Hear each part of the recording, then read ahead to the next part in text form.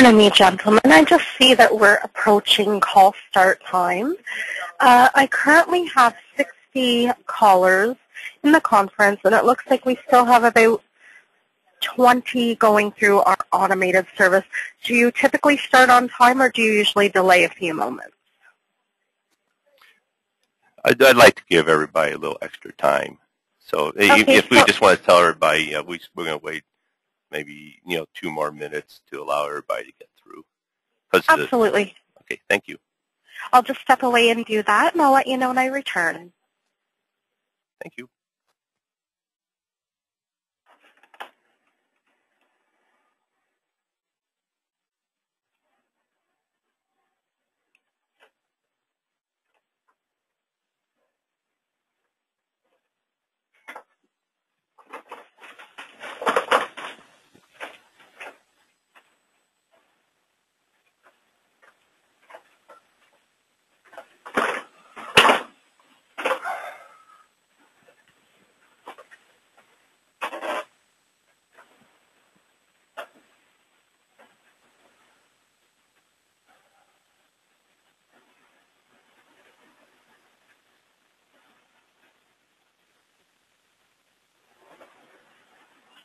Okay, so I have returned, so just let me know when you're ready to begin. We're up close to 80 participants now, and we still have quite a few going through the recorded system.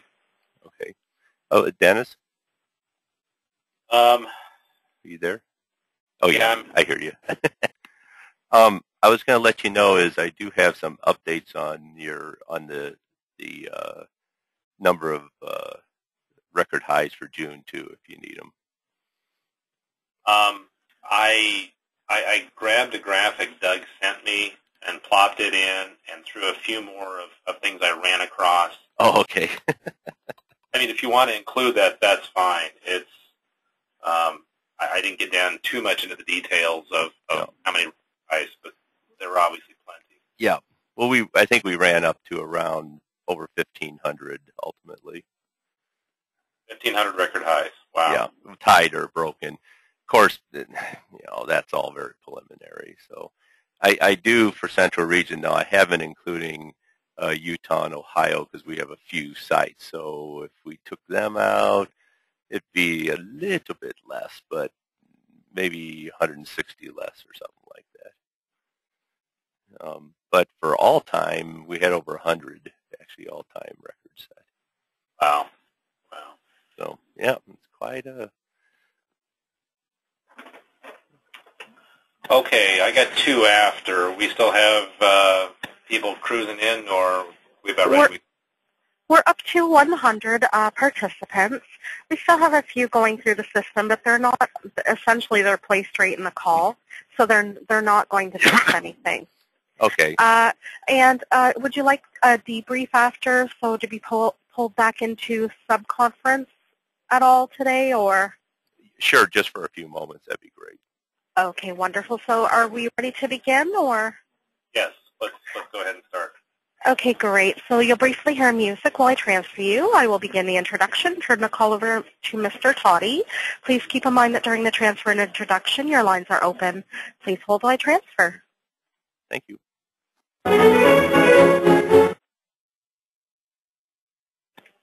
Good morning. My name is Melissa, and I will be your conference operator today. At this time, I would like to welcome everyone to the Midwest and Great Plains Drought Update Webinar. All lines have been placed on mute to prevent any background noise. After the speaker's remarks, there will be a question and answer session. If you would like to ask a question during this time, simply press star and then the number 1 on your telephone keypad. If you would like to withdraw your question, please press the pound key. Thank you. I would now like to turn the call over to Dennis Toddy, the state climatologist for South Dakota. You may begin your conference. Good morning, everyone. Thank you, Melissa. Welcome, everyone, to the first in what's probably going to be a series of webinars dealing with our current drought situation. I am Dennis Toddy. I'm the state climatologist for South Dakota and part of a group that is working with NOAA, the National Weather Service, Regional Climate Center, state climatologists, and some other partners across what we're still trying to determine. This would be fit under the central region of NOAA, but since people don't quite understand what the central region of NOAA, basically we're looking at the north central part of the U.S., the main part of the Corn Belt, much of the northern Great Plains, and even into the Rockies a little bit. We have obviously had, over the last few weeks, onset of some very severe drought conditions. In response to that, we are branching off from some webinars we had done on the Missouri River earlier in the year with potential for reoccurrence of the flood from last year. So branching off into the other part of the central region, dealing with the drought issues, looking mainly at agriculture, but also looking at some issues related to the fires around this. Our partners are all listed: NOAA, the Regional Climate Center, state climatologists, and others. You see a very good example of our start right here. This is from an intern at the Midwest Regional Climate Center of corn near Siegel, Illinois. It's a ways south of Champaign, showing the issues that we are dealing with at this point.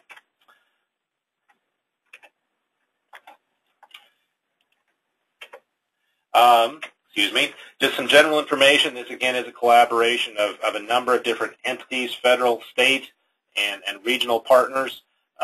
Doug Cluck, the Regional Climate Services Program Manager, John Ice, Climate Service Program Manager of the Weather Service, other state climatologists who have provided information, Midwest Regional and High Plains Regional Climate Centers, have all contributed parts of this, and that is our goal of showing in the way of what the cooperation of various climate services partners can do in this.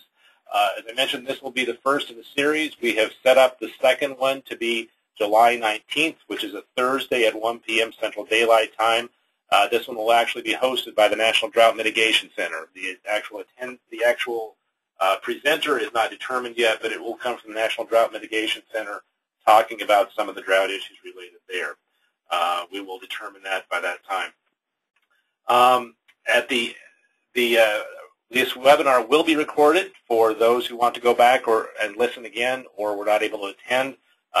It will be at the Midwest Regional Climate Center at the webinar listed below.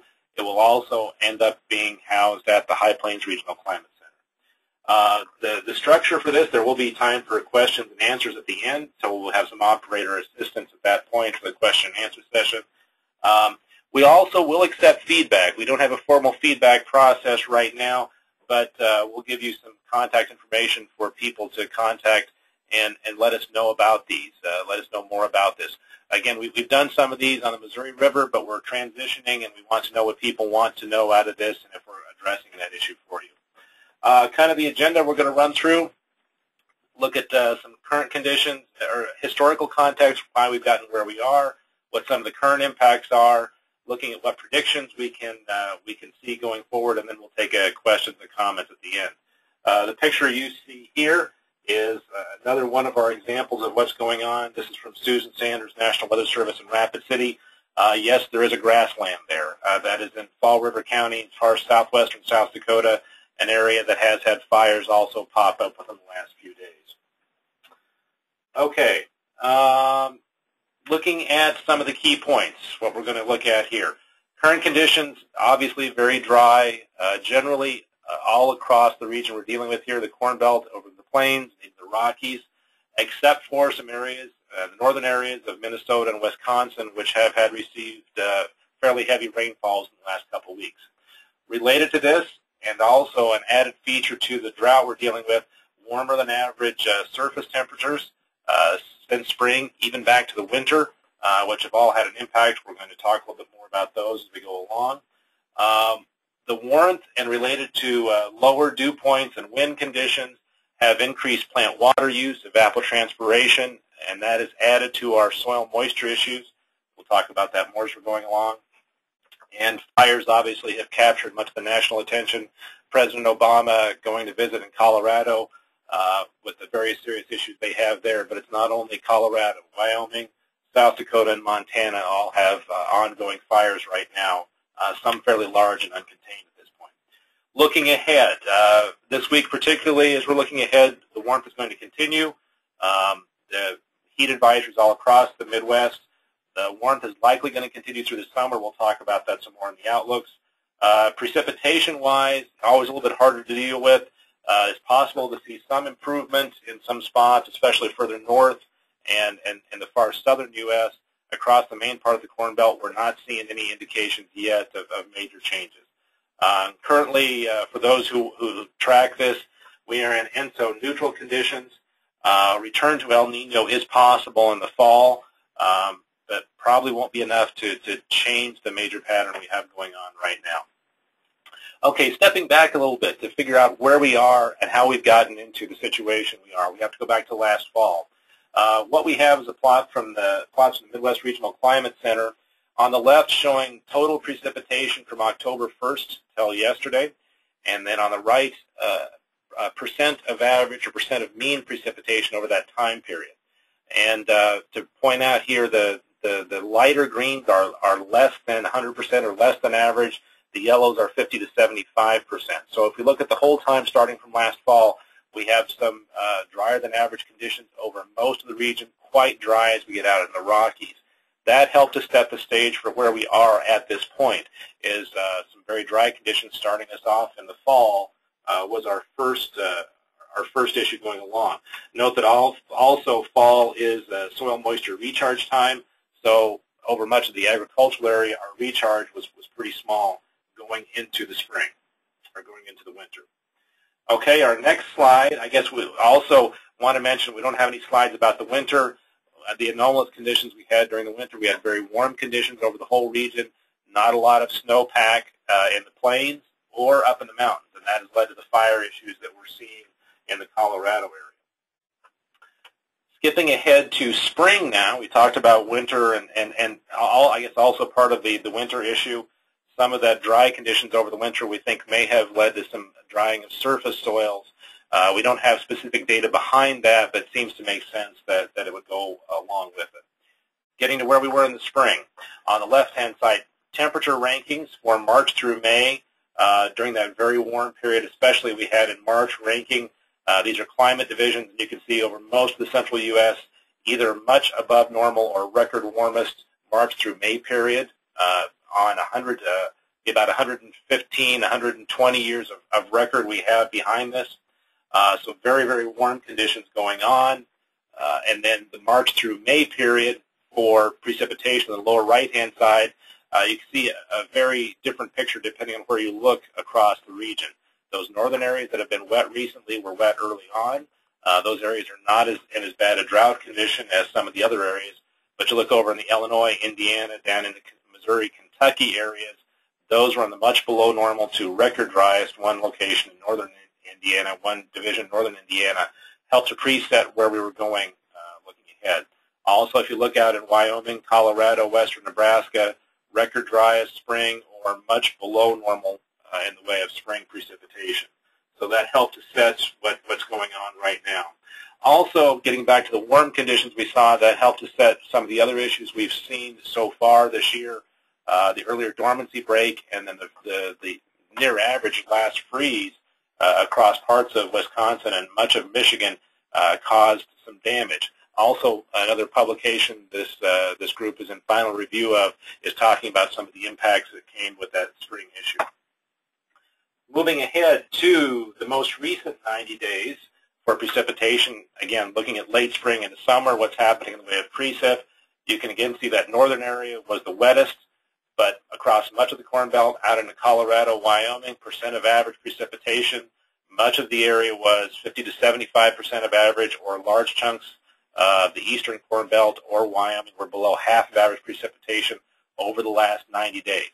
So again, dry in the fall, continuing dry, warm and dry conditions as we have going on into the most recent time period.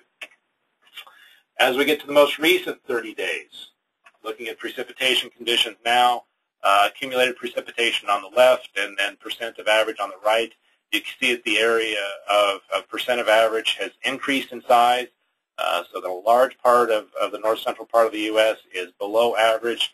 A good chunk of it is less than half of average. The red areas going to the brown are below 10% of average precipitation. So very, very dry onset during what is typically our climatologically our wettest time of the year.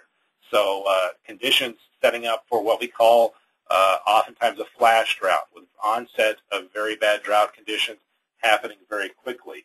And this is a very important time agriculturally as we come to the reproductive time for corn, so it's a very high stress potential time, and other crops are also showing some of those same issues that we have going on.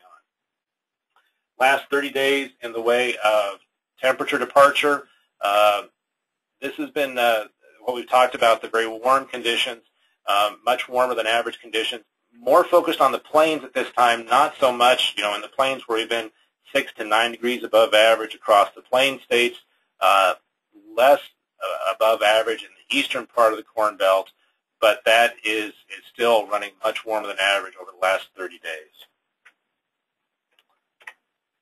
Now, there's been one positive to that the warmer than average temperature conditions. This is growing degree days. For people in the agricultural sector, you track how much heat a plant experiences by what's called a growing degree day. And you accumulate those over a season and tell where you could be below or behind or ahead of average. This is from a USDA NOAA publication, the weekly weather and crop report, showing that much of the Corn Belt is 400 to 500 degree days ahead of average. That's on the order of weeks ahead of average accumulation. It will be a little bit less so if we took out the month of March, but still saying that the positive is that we have ahead of average crop development, and oftentimes, especially in the northern areas of the Corn Belt, they're closer to whether they can reach maturity in their crop before the first freeze date. So that's probably not going to be much of an issue this year. But there is a downside to these warmer than average conditions. What I'm going to talk a little bit about here is, and it's probably what has caught us a little bit behind in understanding how bad the drought conditions are, and that's crop water use. Now, when we're talking about in the way of crop water use is how much water a crop is using, how much it's taking out of a soil. We can't measure that particularly, but what we measure is atmospheric demand. And when we measure that atmospheric demand, we use temperature, we use relative humidity, use wind, solar radiation as a way of assessing how much demand the atmosphere is putting on a crop and how much water it could potentially be using under these situations. Under very warm conditions, that automatically reduces your relative humidity, and humidity seemed to have not been quite as high this year as in some previous years. So those combined have put a larger demand on the crop, and the crop has, or any kind of plant has been using more water than it would under an average, what we call an average year. And that is stripping more water out of soils that are already dry to begin with, and hence we're seeing some of the stresses that we're seeing. The image on the right is from ESRI, a NOAA lab in Boulder. This is back to May, and the areas that are in the yellow to red have higher than average potential evaporation from the surface. You see in much of the Corn Belt, not too much. If we were to move this up to June and we were not able to get access to the June data in enough time, we would probably see more of that occurring over the main part of the Corn Belt. On the left-hand side, just to put some actual numbers to this, the High Plains Regional Climate Center using automated weather stations from the Plains area, talking about potential evapotranspiration in inches, or how much water a crop could be using under if it had water available. And this is over a week's period, indicating that potential as much as 2 inches in a week's period is what a crop could be using. And if you think about average rainfall being about 1 inch per week in some of the areas of the Corn Belt, it's going to be using more soil moisture, and we don't have that much of a soil moisture bank available, hence why we're seeing some of the stresses that we're seeing in related to crops. Speaking of soil moisture, that is something that many of us in the climate services community would love to have a better assessment on, of actual measurements. We don't have a widespread ability to measure them. A few states have some sensors and networks in their own states, but not on a widespread basis. So what we're left with is trying to model that. There are several groups that have developed different models of soil moisture. This is one from another NOAA group, the NLDAS system, basically showing the total soil profile as of June 28th and how much different it is from average. So you can see that throughout the middle part of the country, we're below average soil moisture. The orange and the scale here is in millimeters. So according to this model, places in orange are anywhere from 4+ inches below average. And you think about best soils in Iowa having at best maybe 10 inches of water available in the soil and being 4 below average gives you a kind of indication of how bad the situation is. And note that area. That will be important as we move along here in some of the other maps we see. Just released yesterday. Quickly put this in, looking at crop reporting conditions across the Midwest. Corn on the upper left-hand side, soybeans on the lower right-hand side. States are listed across the bottom. Orange, and here we're looking at poor and very poor reports. So poor conditions in orange, very poor in red. And, there are a few states to point out here specifically. On the corn side, Missouri, Indiana, and Kentucky are all near 50% of their corn is listed as poor or very poor. Kansas, Wisconsin, Illinois, Michigan, and Ohio are somewhere between 20 and 30%. And that is, again, coming up to that time of tasseling, probably the biggest yield, the biggest yield loss potential time of the corn reproductive, of the corn growth system. So a very great potential for loss of yield is depending on what we get in the way of current conditions, temperatures, and precipitation.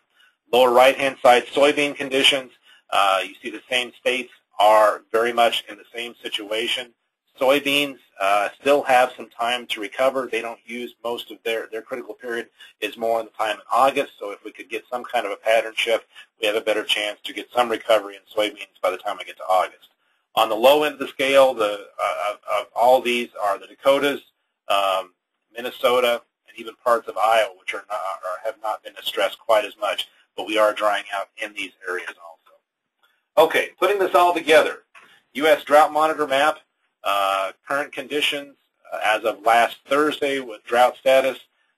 The new map is being put together. Will be coming out on Thursday. With the holiday this week, I suspect you will see quite a few changes even this week. Again, this is from the National Drought Mitigation Center, a number of partners. Anything in white is considered not in any kind of a drought status. D0 yellow is abnormally dry, up to D4 exceptional drought. If you go to their website, there are categories associated with that, but we're really trying to get at is impacts. What are the impacts we're seeing in these areas? And you see in much of the central part of the country, most of it is included in some kind of D level, up to the most is D3 over Indiana, Illinois, Kentucky, down in Missouri, and then some over into Kansas and Colorado. But much of the area widespread D1 and D2. And this is worsening very quickly. Each week there are a number of changes that are occurring because of the rapid dry down and rapid changes we are seeing. There is a blow-up of these for a little bit closer regional view here. We won't spend too much time here. You can go to the website. You can even get a close-up state view where you can get it on a county-by-county basis to see what's happening. So I encourage you to go look at that and have a look at those. Some of the records that we have seen because of the recent dry conditions. A number of temperature records. McCook, Nebraska, state record June temperature. Bowling Green, Kentucky, the hottest 100 ever for that station. Vermilion, South Dakota, the driest June on record. A widespread number of temperature records, precipitation records that are really driving this situation. Precipitation records have been quite dry. It seems that the bigger driver in this event has been high temperatures. Hotter, high temperatures have really been kind of been the bigger driver of this to a certain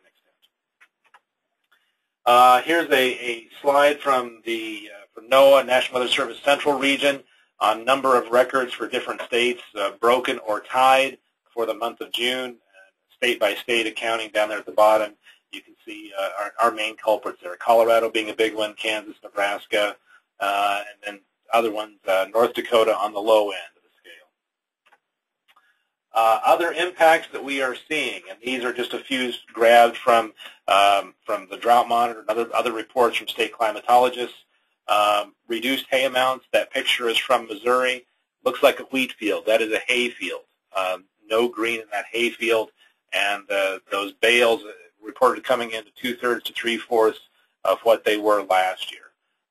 Places in Missouri are chopping for silage. I heard reports in South Dakota, people starting to consider chopping for silage. For those of you not in the ag sector, if a corn crop is not going to produce much yield, you can still get some value out of it by chopping it up and then feeding it to cattle. That's what's called ensiling it or silage. Obviously, numerous fires we'll talk about here in a second. Crop reports. A small town in Iowa is putting water restrictions because of lack of water. Fireworks, for those that have them legal, they're canceling or restricting the amount of those. And then obviously widespread heat advisories going on this week. The bigger issues pointed out have been fires. Just a rundown on a few of the fires I borrowed from Natalie Umpla at the High Plains Regional Climate Center, and a picture here from Colorado Springs. A number of fires going on in Colorado. Nebraska is joining, and the Nebraska National Forest has a fire going on. South Dakota also, a number of different fires. A number of these are not under control or only marginally controlled. So, and we're not even to the peak time of fires yet. So it's going to be a very busy fire summer unless a change does come soon. Okay, let's look about what that potential for change is, looking at a few of our climate outlooks. We're going to step through the 8 to 14 day outlook, July to September, and then the drought monitor. These were released last week. The 8 to 14 day is released every day. July is released on the third Thursday of the month and updated at the end of the month. And then the 3-month comes out on the third Thursday of the month. So looking ahead at what we might be saying, there are a few consistent themes going through these. This is for the period July 10th to July 16th. Temperatures on the left-hand side, precipitation on the right-hand side. These are based on probabilities. We'll probably talk more about these in a future webinar on interpreting them a little bit more, but indicating loading probabilities, whether you have a better chance of being warmer, colder, drier, or wetter. So on the left-hand side, the indications are very strong about being warmer than average all across the northern 3/4 of the U.S. or so throughout the middle of July. And that's above average, not just the typical July, but above average July.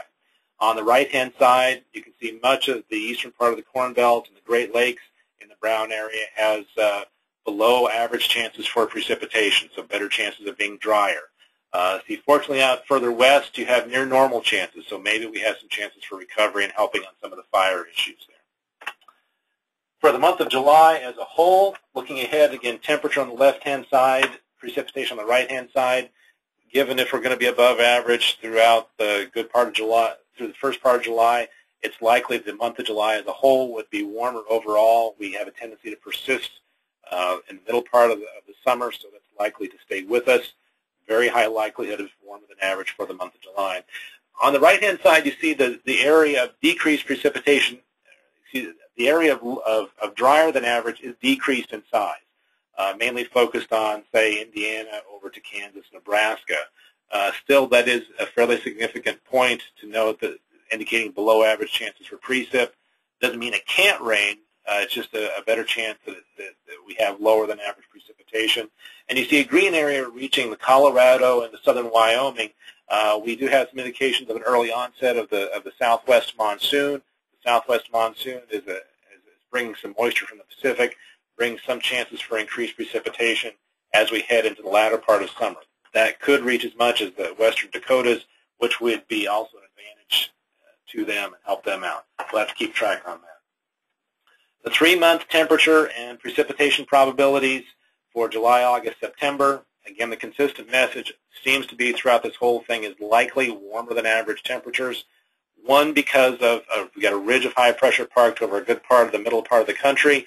That tends to be warmer than average conditions, and with widespread dry soils, locally that just allows temperatures to heat up more quickly than if we had moisture soils around. But you'll notice that the precipitation chances, things completely change, and that's because we start to make that transition into the fall, and the forecaster talked about there are things that change once we transition from summer to fall that could bring us back to being wetter, or just things change at that point, so they were not comfortable saying that the dry conditions would persist into the fall. With the impending El Nino, that could also change our patterns too. But from an agricultural perspective, obviously, whether it's starts raining in September is not as much of a point for this year. The bigger issue is what's going to be happening to our crop in that time period. One other map associated with the U.S. Drought Monitor is the seasonal drought outlook. The drought monitor is on the left-hand side. What the drought outlook is saying on the right-hand side takes all the areas that are D1 or above and says what happens to them looking at the time through September 30th. Will they stay in drought conditions and basically most of the areas that are in drought are expected to stay with that. If we're going to be warmer without having a great chance for precipitation, it should be no surprise that the continuation of drought stays with us. You'll also see some yellowish areas there. These were areas that were not in the drought, D1 or above, that it's likely to increase into those areas. And again, should be no surprise that the quickly drying, the flash drought conditions likely going to develop. The only places for potential changes are in the southeast and southwest with the monsoon, and then maybe a little bit up in the northern areas where we have some chances for storm systems to move across. This ridge seems to be keeping storm systems moving across the far northern U.S., far north of the main part of the Corn Belt. Okay. Again, the overall kind of summary, what we talked about originally, dry generally. The dry conditions were bad enough, but the very warm conditions, especially early onset, have really driven this drought to be a little bit worse than we might have seen otherwise in the way of precipitation. We are, and again, unfortunately, well, for good or for bad, seeing increased dew points across the middle part of the country this week, adding to human discomfort, but it is that will at least help the crop a little bit in reducing some of that crop water usage. Again, fires going on. When we talk about these types of events, there's always a consideration of, okay, what year, people want to know what year does this look like? What does it compare to? And obviously the one that people have jumped to is 1988. 1988 was the last major Corn Belt drought where we saw severe drought conditions over much of the Corn Belt. So that there are some comparisons could be drawn to that. Some other folks who've been part of conversations contributing to the discussions leading up to this pointed out some of the atmospheric circulations were similar to more the 1980 drought. 1988 was a little more early onset. The 1980 drought was a little bit later onset, getting into May, June, when the conditions really set in. So those would be other years if you want to compare to what has happened other years. Now note that I am not calling for yield losses similar to what happened in 1988 or 80 because crop varieties have changed so much during the time period, and what the conditions really end up being during tasseling have a huge impact. So we'll have to see how those deal with, but those are some years that are being talked about in some of these conversations. Okay, that reaches the end of the main part of the discussion here. Again, the recorded presentations will be available at the Regional Climate Center websites. Other information you can find is from the NCDC, the National Climatic Data Center, Climate Prediction Center for the outlooks, climate.gov, the U.S. Drought Monitor. State climatologists, regional climate centers are also good sources of information all across the region, across the central part of the U.S. Most of them have strong ties to agriculture and can weigh in on this. This will be loaded because of the holiday. We're not exactly sure, but it should be up within the next few days for people to use. We do apologize for this happening right before the holiday. We would like to have had it in a better time period, but because of timing and a number of different folks traveling different places, the state climatologist meeting next week in Florida, we needed to get this done quickly so we could get people caught up on current conditions. Some thank yous. This is the contact information for a number of the different partners that are involved here. Myself, Doug Cluck, John Ice, and then folks in the regional climate centers. Or if you have other questions that we can't address, we will happily pass them on to some other people who can do this. We, again, would like your feedback on this. If there's more things you'd like to see or things we need to talk about, spend some more time on, please do let us know, and we'll try to incorporate that into future webinars. Okay, at this point, I'll turn it back over to the operator, and we will address as many questions as we can, further information people would like to know about. At this time, I would like to remind everyone, in order to ask a question, press star, then the number 1 on your telephone keypad. We'll pause for a moment to compile the Q&A roster. Again, that is star, then the number 1 on your telephone keypad. We have a question for the line whose information was not captured. If you've queued up for a question, state your first and last name. Your line is open. Hi, this is Abul Kashem from Manitoba Conservation and Water Stewardship. I am a water supply and drought management engineer here. Thank you for a very interesting presentation, but at the beginning we had some technical difficulties. However, my comments is like that it would be nice to see some of the part of the Red River Basin and Souris River Basin if you include next webinar. In general, prediction or like that? Okay, thank you. We will try to incorporate that. The part of the problem we're having is not to discount anyone, but trying to cover a large number of different capacities from agriculture to fire. Water has not been as big an issue yet, but it could be coming. So we will try to incorporate that on the Red River Basin and Souris Basin. Thank you. Yeah. So.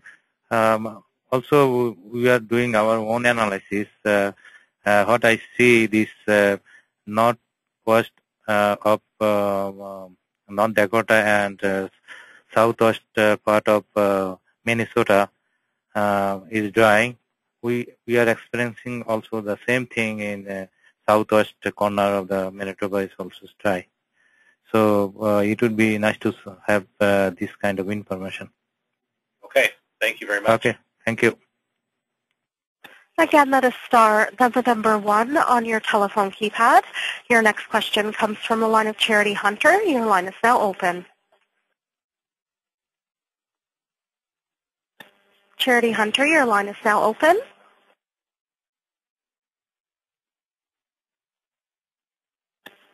Oh, sorry, I had my phone on mute as well. Can you go back one slide just so we can get some more of those websites down? Sure. That's my only question. There you go. Thank you. And there are no further questions in queue at this time.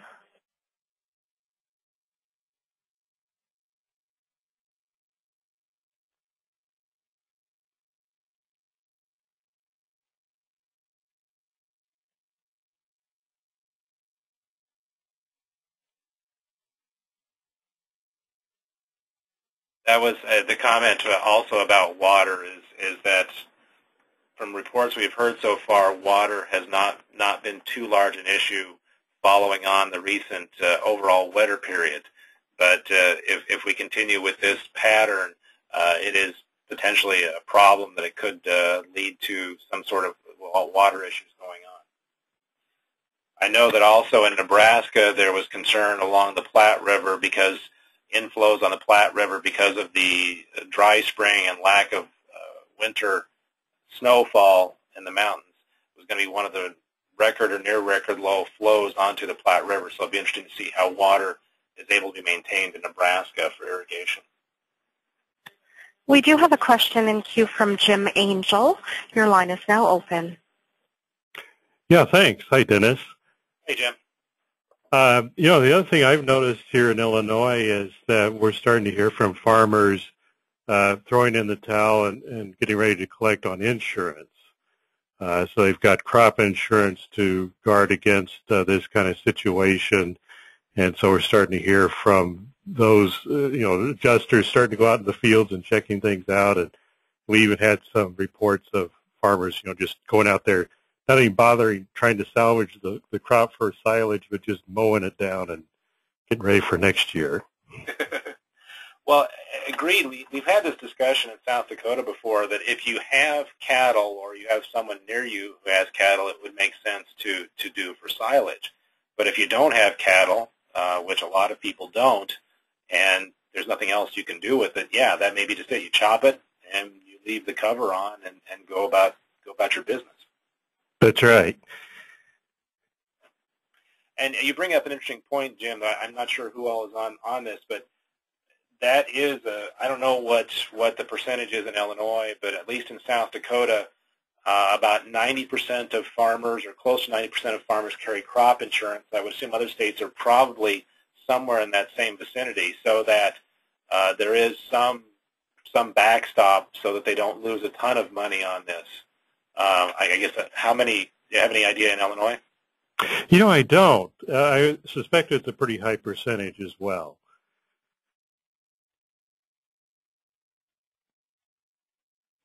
Yeah, the other thing I didn't talk about, we talked about corn and soybeans, but for those who rely on pasture and haying, that's been a fairly common thing we've heard across the region too, is that hay is becoming harder to come by. When we showed the one field from Missouri, any stocks, or some of the stocks that I think people had last year, they sold and sent south because of the southern drought. So some of the back that they had held back is not with them anymore. So with the reduced amount this year, hay could become a little bit more of a premium. Again, if you would like to ask a question, star then the number 1 on your telephone keypad.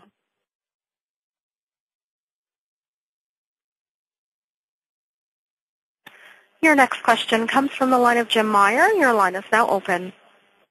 Yeah, hi. I'm just curious. I know here in our part of eastern Nebraska and southwest Iowa, the corn and soybean farmers, I think, set a record for how early they were in the fields planting this year. You know, maybe 2 weeks to 4 weeks earlier than normal. Does anyone know if they think this, you know, how will this factor in? Will it, you know, if we do get into more of a drought condition, will the crops have a better chance of making it, or is it a really non-factor at this point? What I've been hearing is a very interesting reaction of the crop to that situation. Typically, when people talk about an impending drought, it's plant as early as you can, and there's a limitation on crop insurance on when you can plant, and then you want to get it to a point where it can reach tasseling for corn before you get the typically warmest time of the summer, which is typically July, or on average July. This year we have seen such an onset of heat early on that people have talked about some of the earlier planted stuff is showing stress already because it has tapped out all the moisture. As a crop goes along, it uses more moisture as it goes through its crop stages. And those that were planted later had not used as much precipitate or as much soil moisture, so still were not stressed quite as much yet. So it's a very interesting contrast that we see going on. You know, a large part of this depends on local situations, how much moisture they have available in the soil, can they irrigate it, and when it gets there. But it's kind of reacting opposite from what we would expect we would see, that earlier planted would do better. Right now, earlier planted is not doing better. Thank you. Your next question comes from the line of Stuart Foster. Your line is now open. Hey, Dennis. Hey, Stu. Just a follow-up to that last, actually, not so much questions, comments. Here in Kentucky, again, our drought situation is much worse in the western counties, and it's among the worst areas in the region at this point. There was a good bit of corn planted early, and, of course, being farther south, we're a little bit earlier than most, I suppose. But the general sense, I think, is that the earlier planted corn here probably has a better chance. The corn that was planted at a more normal time because of when the onset of dryness occurred here and its intensity, that it is in very, very poor shape. So the early corn probably has a little better chance in this area. But for some context, we're talking about the area over around Paducah in western Kentucky. Paducah at the ASOS station for the months of April, May, and June recorded a total of 1.85 inches of precipitation, which is less than half of any such period on record. One of our mesonet stations in Hickman, which is far southeastern Kentucky on the Mississippi River, reported more precipitation in one day in early March than it recorded the entire season during the spring. So that area has been dry for some time, but the early corn had a better chance than some of the later. The other thing I wanted to offer is a comment for folks out there. Irrigation came up, and in a recent trip over to that part of the state, stopped and talked to some folks in RCS office in one of the counties, and then just out in the field, I found out that the farmers in that area are, some of them are starting to seriously talk about irrigating their crops, and that's something that one of our NRCS folks said they'd heard more about irrigation this year than they'd ever heard every other year added up. And apparently it's a fairly risky venture in that area because of uncertainty about depth and availability of groundwater in some of those areas. So we're seeing it. That's probably a reaction to some of the high grain prices, but at the same time, it's an interesting response too in the context of the drought. And I think there's a group, USDA regional group, which has several state climatologists in the area. One of the things that they're discussing is are people going to start asking that question more? Does it make sense for me to invest in irrigation equipment? And I think you're right on that it has to do with higher commodity prices, that $2.50 corn wouldn't support it, but $6, $7 corn suddenly brings it into a realm of, hey, this may be something we want to do.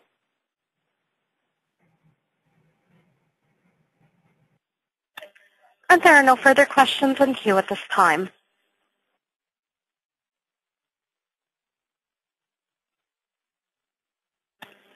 We do have a question from the line of Carmen Thompson. Your line is now open. Hi, yes, I was curious, have you guys been tracking the severity of the precipitation events that have been coming through, or have you noticed any changes in the severity of the precip events that are occurring? Are you saying over a multi-year period? Yeah, multi-year or even just this season. It seems like in Nebraska that when we've been getting rain, it seems that the severity of the storms have been much worse this year than in years past. Okay. Certainly one of the things that has been discussed and reported in several papers is intensity of precipitation occurring in higher intensity and larger events. I can't point any of those to you right now, but that there have been several that have talked about this. In the way of severity of storms, that's somewhat a little bit harder to assess because we don't have the same type of reporting mechanisms over the longer period of time to track severity of events. We only really have data for maybe 40 or 50 years on hail, wind, and those kinds of events to report on. And I think our reporting is becoming better because of more sensors available and more people reporting that. So it's a little bit hard to track that. Certainly there have been a number of very intense events. The eastern U.S. has been dealing with one, the derecho event that went out over the eastern U.S. and has left millions without power out there. So that's obviously a very severe, very big impact event.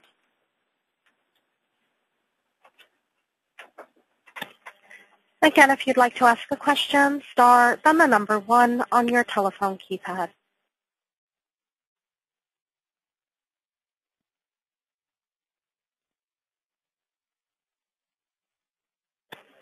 And there are no questions at this time. Okay. All right. I'd like to thank you all very much for attending. Please join us in a couple weeks for the next version of these. Also, please send any comments or other questions. We would be happy to respond to them or get you in touch with people who can give you an appropriate response. Good day, everyone, and enjoy the 4th. Thank you, ladies and gentlemen. This concludes today's conference call. You may now disconnect.